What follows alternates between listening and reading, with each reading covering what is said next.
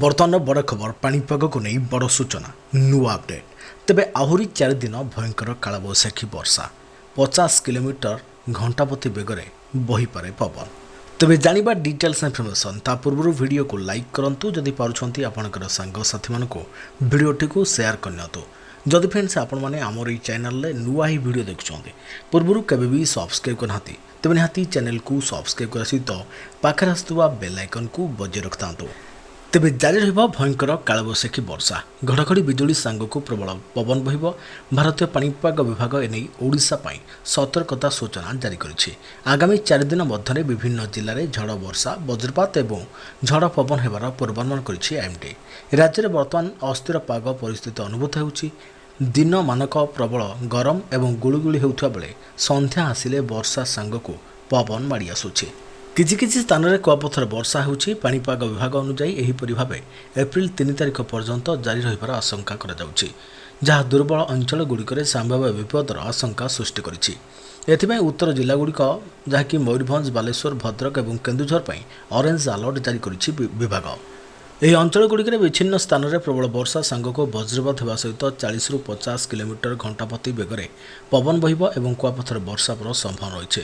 ଏହି ଜିଲ୍ଲାଗୁଡ଼ିକର ବାସିନ୍ଦାମାନଙ୍କୁ ସତର୍କ ରହିବାକୁ ପରାମର୍ଶ ଦିଆଯାଇଛି। ବିଶେଷ କରି ସନ୍ଧ୍ୟା ସମୟରେ ଯେତେବେଳେ କି ଝଡ଼ ବର୍ଷା ତୀବ୍ର ହେବାର ସମ୍ଭାବନା ରହିଛି।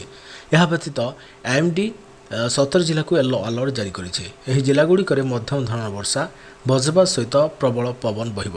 ୟେଲୋ ଆଲର୍ଟ ଯାହାକି बुधवार पर्यंत कार्यकारी हेब, जहाँ राज्य सारा अस्थिर पाग परिस्थिति जारी रखिब बोली कहुଯାଇଛି।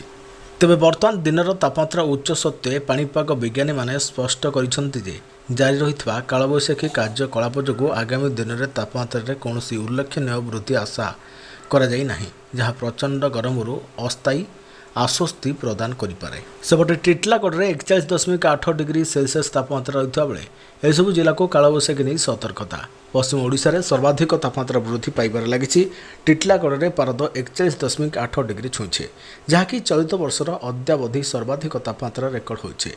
भवानीपाटना और बलांगीर में दिन तापमात्रा 40.2 डिग्री लेखाएं रही। झारसुगुड़ा में पारद 40.5 डिग्री छुईछे। संबलपुर में दिन तापमात्रा 39.4, हीराकुद में 39.2, सुवर्णपुर में 39.9, राउरकेला में 38.5, नुआपड़ा में 38, पारालाखेमुंड में 38.4, तालचेर में 38.5, सुंदरगढ़ में 38.2, भुवनेश्वर में 34.3 और कटक में 33.8 डिग्री रही। तेबे गतकाली मालकानगिरी रायगड़ा और नयगढ़ जिलार किछि अंचल में भयंकर कालबैशाखी प्रभाव में बिजुली घड़घड़ी सहित वर्षा हो जाइछे। आसंता 24 घंटा मध्य मयूरभंज केन्दुझर भद्रक और बालेश्वर जिला को कालबैशाखी जनित वज्रपात सहित झड़ वर्षार संभावना रही। तेबे यह सब जिलागुड़िक मध्य किछि अंचल में घंटा प्रति 50 ରୁ 60 किलोमीटर बेगर पवन बहिबार मध्य संभावना रही। यह सब जिलागुड़िक पाणीपाग विभाग पक्षर ऑरेंज वार्निंग जारी कर सहित जाजपुर, केन्द्रापड़ा, कटक, जगतसिंहपुर, पुरी, खोर्धा, नयगढ़, गंजाम, गजपति, ढेंकानाल, सुंदरगढ़, कलाहांडी, नवरंगपुर, कंधमाल, कोरापुट, मालकानगिरी, रायगड़ा जिला को कालबैशाखी प्रभाव पर सतर्क सूचना जारी कर